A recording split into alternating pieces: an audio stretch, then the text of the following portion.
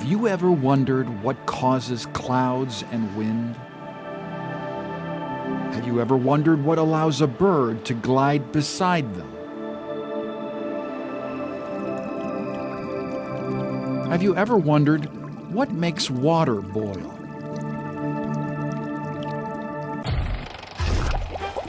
Have you ever wondered why the sound you make by blowing into a straw bugs your mother so much?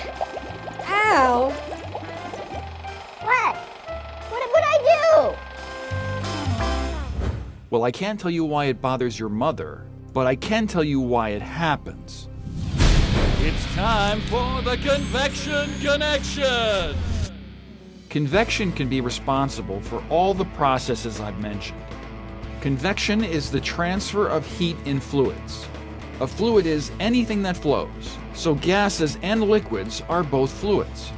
And buoyancy is an object's ability to float in fluids. Let's do a simple demonstration to explain convection or heat transfer. While we are doing the demo, I want you to remember that warm fluids are more buoyant, or more able to float, than cold fluids, which tend to sink. Let's use a glass box filled with room temperature water. When the water is completely calm, add a drop of red food coloring on the left side of the tank. Heat the water under the drop of red food coloring. The heat causes the red food coloring to rise. That is convection, or a transfer of heat. The water that is colored red is now becoming warm, and therefore less dense than the water around it. Because of this change, the water that is red rises and spreads out. Convection Connection! Now let's take a blue ice cube and put it in the upper right corner of the tank.